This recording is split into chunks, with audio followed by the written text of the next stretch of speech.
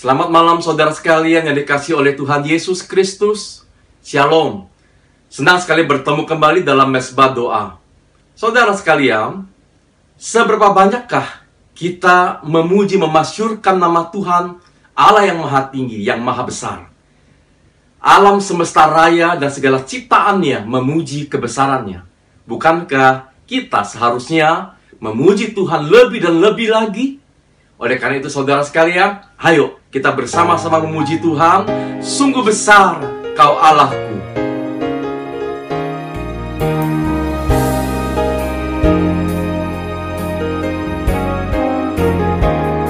Bila kulihat bintang gemerlapan dan bunyi gururi ku dengar, ya Tuhanku, aku heran melihat ciptaanmu yang besar. Maka jiwaku pun memujimu, sungguh besar Kau Allahku. Maka jiwaku pun memujimu, sungguh besar Kau Allahku.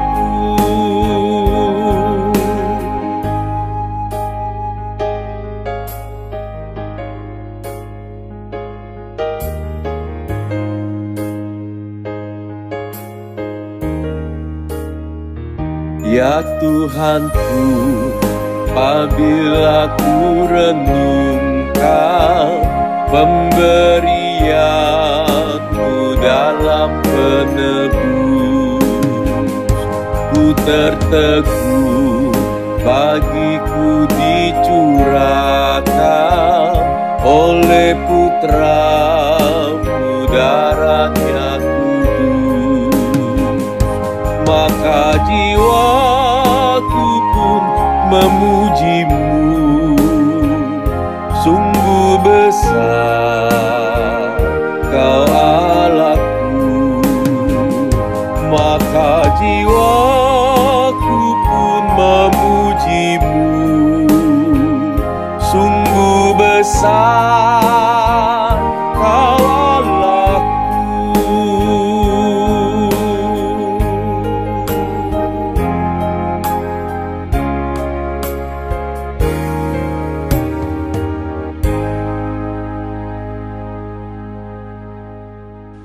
Mari kita berdoa.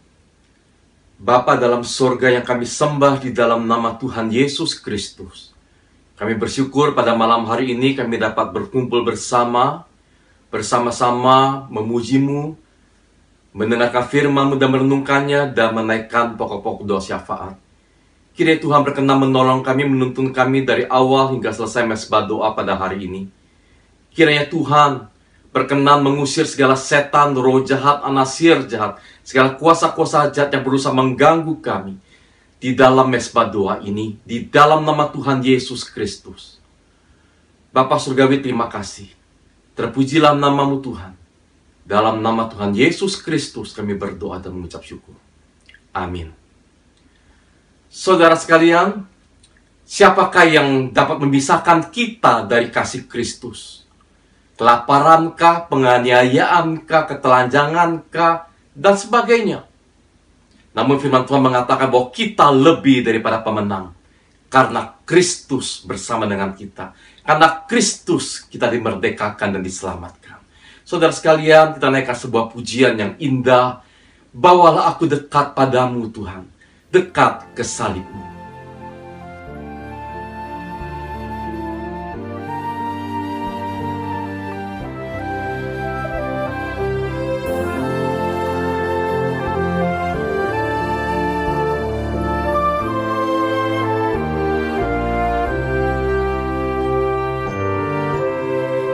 Bawalah aku Yesus dekat ke salib-Mu.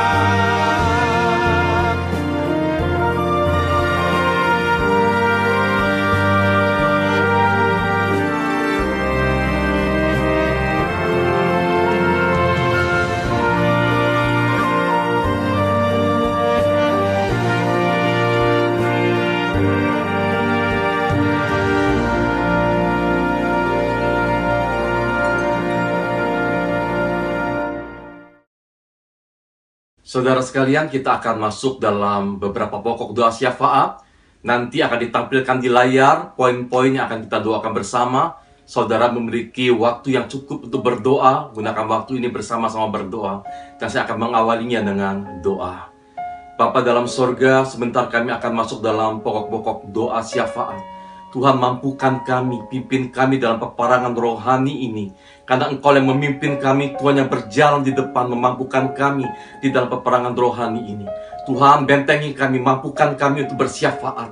Sehingga doa-doa kami berkenan di hadapan-Mu, dan Tuhan dengarlah doa kami.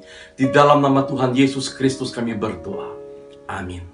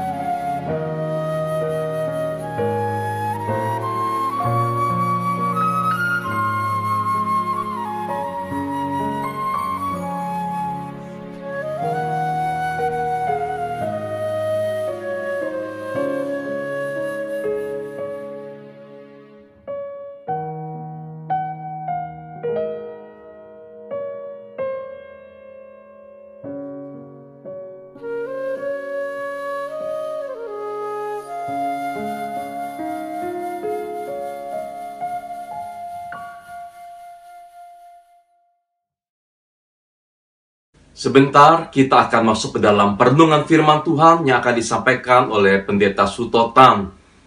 Dan sebelum itu kita akan bersama-sama naikkan sebuah pujian yang mengingatkan kita bukan tentang aku dan jalanku, tapi tentang Tuhan dan jalan Tuhan yang terindah dalam hidup kita.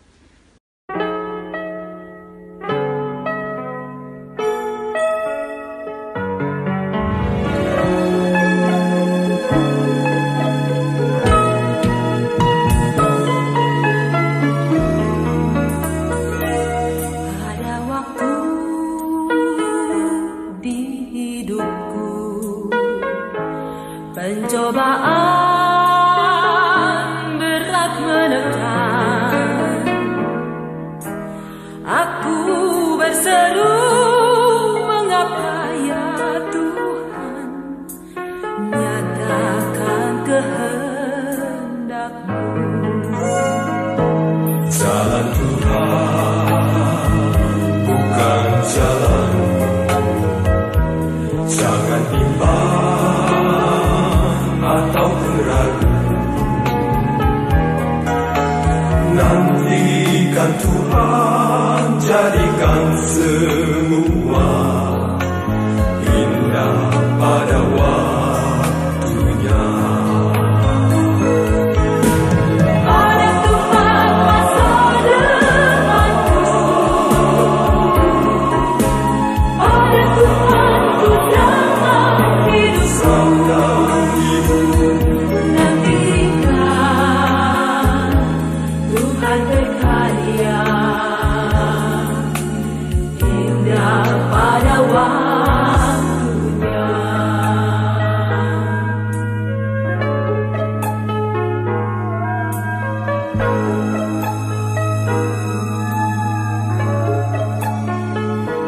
Jalan Tuhan bukan jalanmu, jangan bimbang ataupun ragu. Nantikan Tuhan jadikan semua indah pada waktunya. Pada Tuhan masa pada Tuhan serahkan hidupku. Nantikan Tuhan berkarya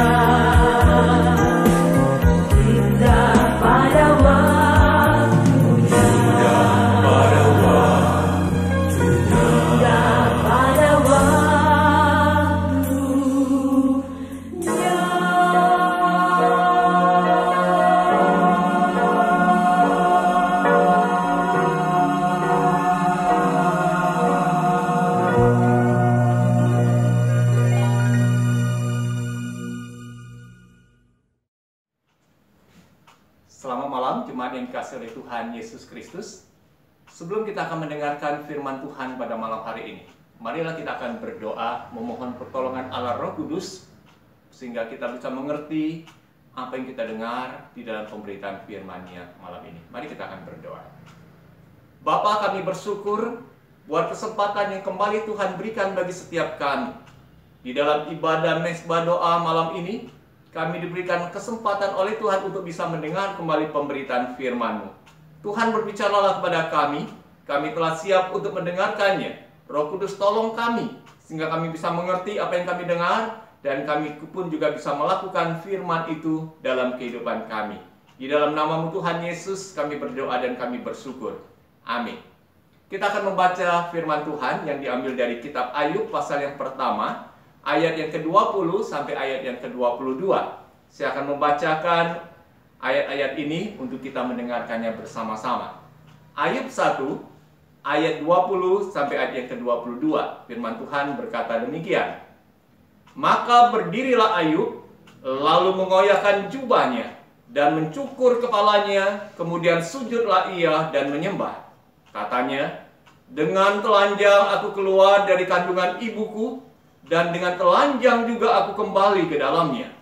Tuhan yang memberi, Tuhan yang mengambil, terpujilah nama Tuhan. Dalam kesemuanya itu, Ayub tidak berbuat dosa dan tidak menuduh Allah berbuat yang kurang patut. Demikianlah pembacaan firman Tuhan yang berbahagia kita membaca dan yang melakukan firman itu dalam kehidupan kita hari lepas hari. Firman Tuhan yang akan kita renungkan pada malam hari ini berbicara tentang pengelola, bukan pemilik. Jemaat yang dikasih oleh Tuhan Yesus Kristus, setiap orang dalam hidup ini pasti pernah mengalami kehilangan. Baik dia kehilangan wujudnya barang, ataupun dia kehilangan uang, kehilangan mobil, bahkan juga dia mengalami kondisi ketika dia kehilangan orang-orang yang dia kasihi. Baik itu pasangan hidupnya, dia kehilangan orang tua, dia kehilangan anak-anaknya. Ketika orang-orang itu dipanggil pulang ke rumah Bapa di surga, pada saat seorang itu kehilangan sesuatu, maka ada perasaan, mungkin juga perasaan menyesal, perasaan bersalah. Saya pernah berjumpa dengan seorang ibu, dia kehilangan uangnya. Kehilangannya lumayan besar, ada beberapa ratus ribu. Lalu ketika dia mendapati sebuah kenyataan uangnya itu hilang, lalu dia menyalahkan dirinya, kenapa saya begitu teledor, menyimpan uang, menaruh uang sembarangan, sehingga ada orang yang mengambil uang itu dan saya sekarang sudah nggak ada punya uang lagi.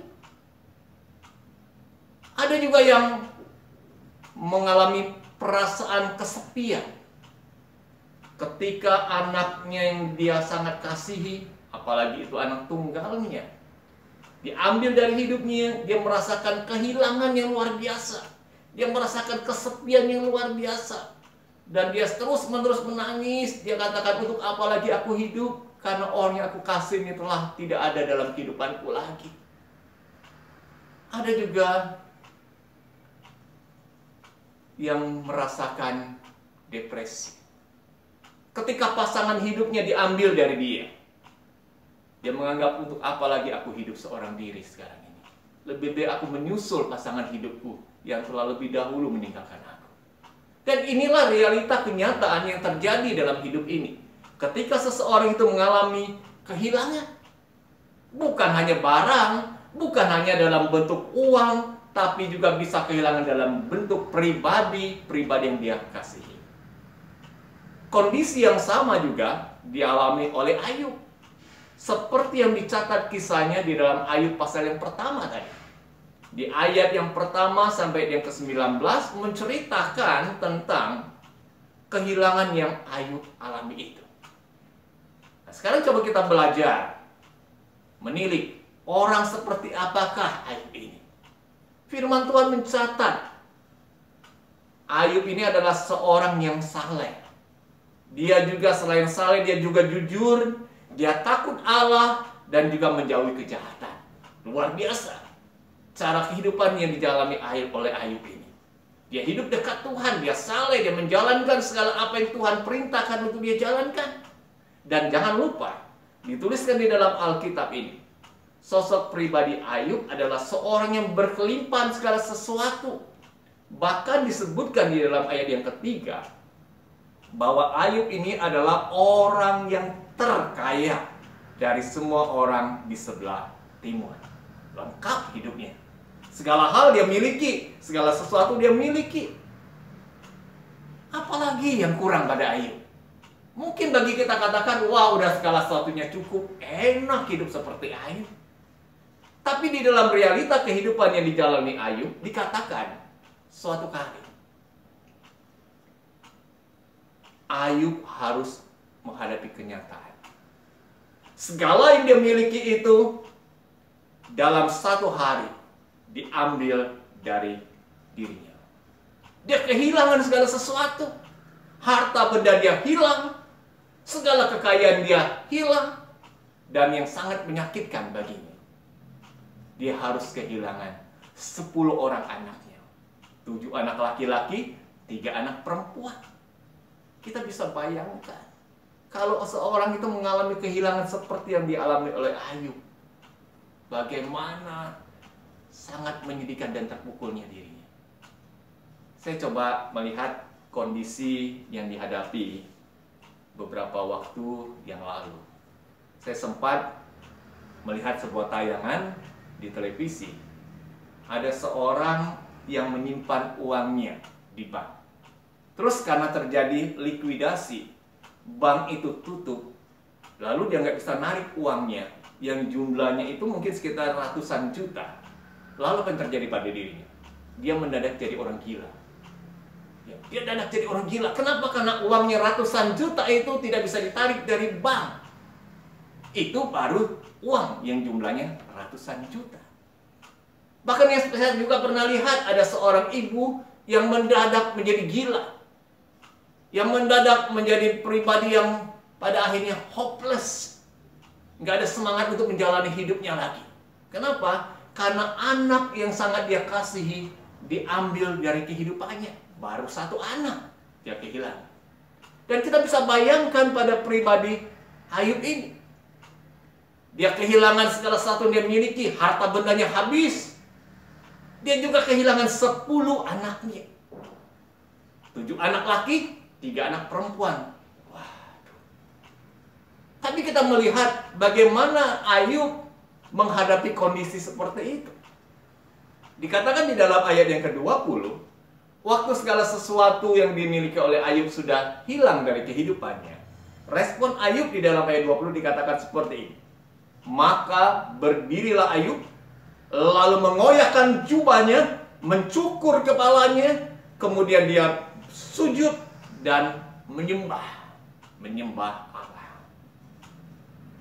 Terus pada saat dia sujud menyembah Allah, kata-kata apa yang keluar dari mulutnya? Apakah dia marah? Dia memberontak kepada Allah? Lalu dia mengatakan, tekadnya aku menentang Allah, aku tinggalkan Allah? Tidak seperti itu. Sebuah pernyataan, sebuah kata-kata yang diucapkan oleh Ayub pada saat dia sujud dan menyembah Allah. Di dalam ayat 21 dia katakan seperti ini. Dengan telanjang aku keluar dari kandungan ibuku, dengan telanjang juga aku akan kembali ke dalamnya. Tuhan yang memberi, Tuhan yang mengambil, terpujilah nama Tuhan. Wah, hebat sekali. Hebat sekali dia bisa mengungkapkan kata-kata seperti itu.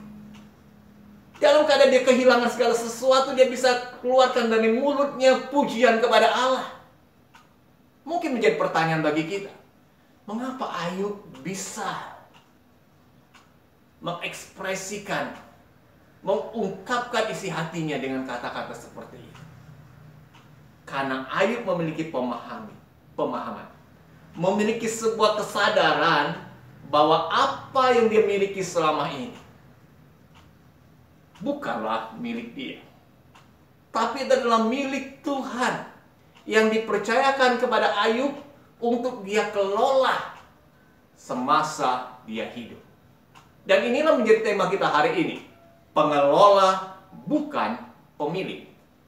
Kenapa tema ini perlu kita perhatikan? Karena seringkali dalam hidup kita menganggap apa yang kita punyai dalam hidup ini adalah milik saya. Sayalah pemilik dari segala sesuatu itu. Sehingga kalau itu diambil dari hidup saya akan marah. Kalau itu hilang dari hidup saya akan marah, saya akan ngamuk. Banyak orang yang kadang-kala merasa apa yang dia capai dalam hidup ini sesuatu yang harus dia pegang teguh. Karena ini adalah milikku dan gak boleh seorang pun yang ambil, termasuk Tuhan sendiri pun gak boleh ambil. Padahal kita harus sadar bahwa segala yang kita miliki itu adalah milik Tuhan. Yang Tuhan percayakan bagi kita, yang harus kita kelola, yang harus kita jaga, yang harus kita kembangkan. Yesus memaparkan di dalam kitab Injil beberapa perumpamaan tentang hal sesuatu yang dipercayakan untuk dikelola. Ketika dia berbicara tentang perumpamaan tentang talenta, ketika dia berbicara tentang perumpamaan uang mina, dikatakan dia mempercayakan itu kepada orang-orang tertentu.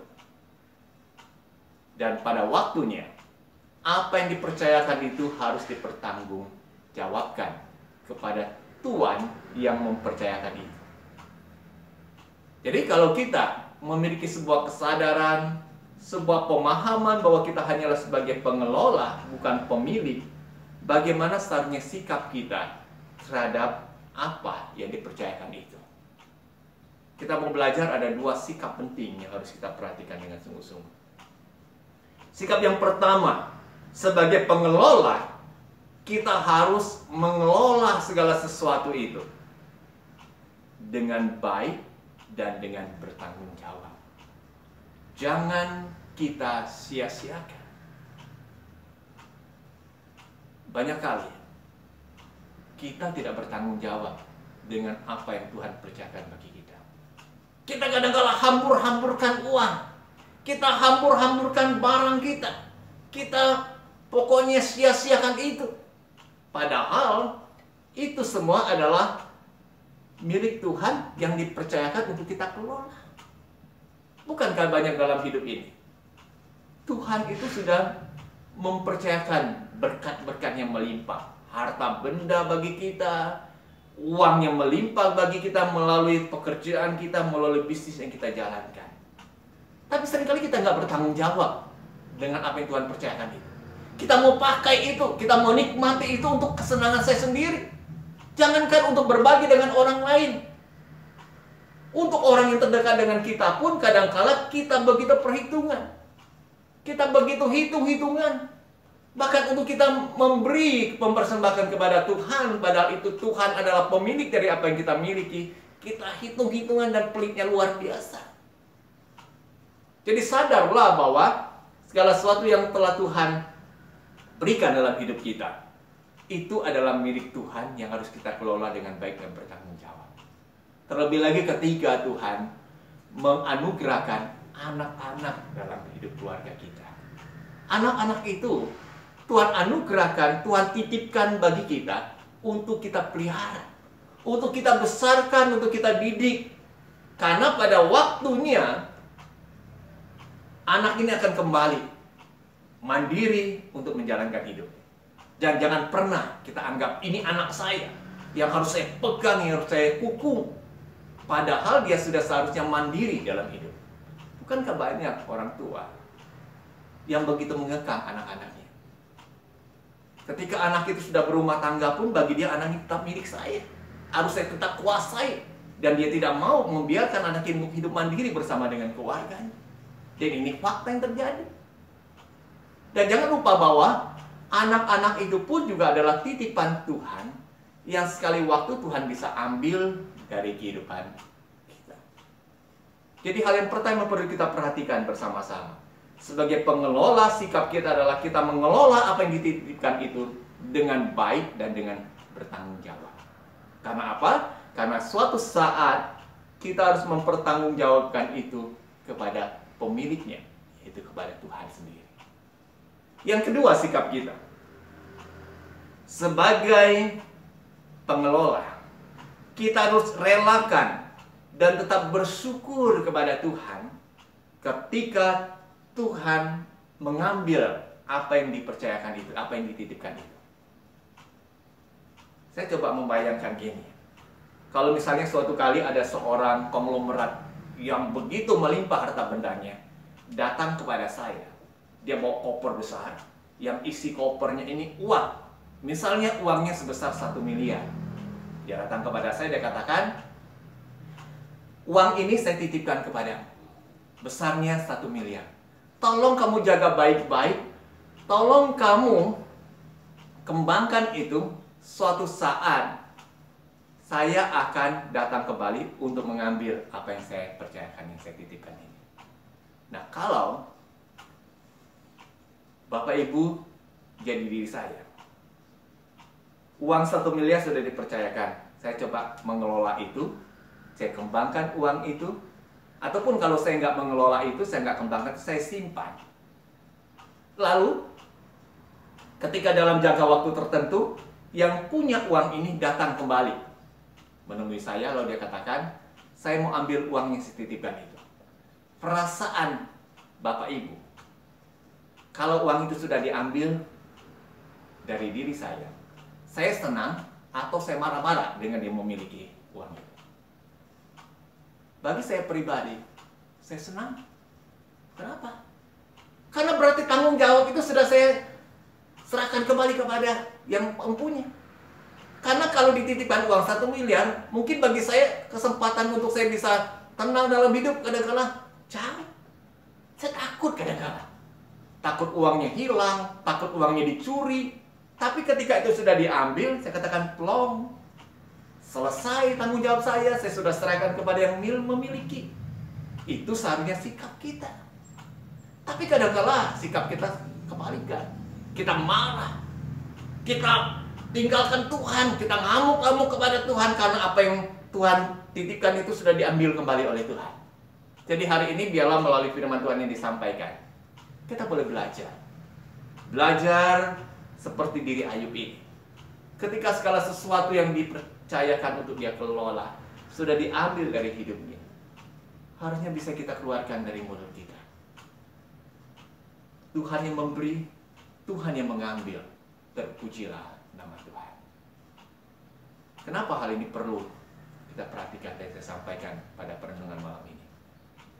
Karena dalam hidup ini, seringkali kita nggak bisa menduga segala hal yang bisa terjadi dalam hidup kita. Apa yang kita miliki, kadang-kala dalam waktu yang singkat bisa diambil dari hidup kita. Harta benda yang melimpah bisa hilang dari hidup kita. Anak-anak yang kita kasih bisa diambil dari hidup kita. Tapi biarlah kalau kondisi itu kita alami dalam hidup, jangan membuat kita pada akhirnya memberontak kepada Tuhan, menyalahkan Tuhan, bahkan meninggalkan Tuhan. Mari kita bisa katakan, Tuhan, aku bersyukur selama ini Tuhan mempercayakan ini padaku. Aku sudah mengelolanya, aku sudah memeliharanya, aku sudah merawatnya sampai sekarang ini. Kalau Tuhan yang sudah mengambil, ini adalah waktu yang tepat untuk aku bebaskan dari segala tugas-tugasku itu. Aku tetap bersyukur Tuhan. Karena ketika kita bisa belajar bersyukur kepada Tuhan, sadar diri kita hanyalah sebagai pengelola, Tuhanlah sang pemilik itu, kita bisa menikmati hidup ini dalam kondisi apapun yang akan terjadi di depan. Amin, firman Tuhan. Mari kita akan berdoa. Bapa, kami bersyukur firman-Mu yang kami telah dengarkan pemberitaannya malam ini. Ajar kepada kami Bapa untuk memiliki sikap yang benar di dalam memahami apa yang Tuhan berikan bagi hidup kami. Harta benda, termasuk juga orang-orang yang kami kasihi. Terima kasih Tuhan. Kuatkan dan teguhkanlah kami ketika kami harus mengalami kondisi kehilangan itu. Di dalam nama-Mu Tuhan Yesus kami berdoa. Amin. Kita sudah di penghujung mesbah doa pada malam hari ini. Oleh karena itu, mari kita kembali bersama-sama berdoa. Bapa dalam sorga, terima kasih karena Tuhan sudah menyertai kami dari awal hingga selesainya mesbah doa pada malam hari ini. Tuhan mampukan kami untuk hidup seturut dengan pimpinan-Mu, Mampukan kami untuk taat, untuk setia sampai akhir hidup kami. Tuhan, pimpin kami supaya kami boleh semakin dibentuk di dalam Tuhan. Kiranya Allah Roh Kudus berkenan menggerakkan kami, memimpin kami, supaya kami boleh melakukan apa yang berkenan di hadapan Tuhan. Bapa, berkatilah semua anak-anak-Mu, berkatilah kami semua dalam kasih setia-Mu. Pagarilah kami senantiasa. Tuhan, terima kasih dengar doa kami di dalam satu nama, Tuhan Yesus Kristus, Juru Selamat kami yang hidup. Amin. Shalom saudara sekalian, sampai jumpa. Tuhan Yesus memberkati kita semua.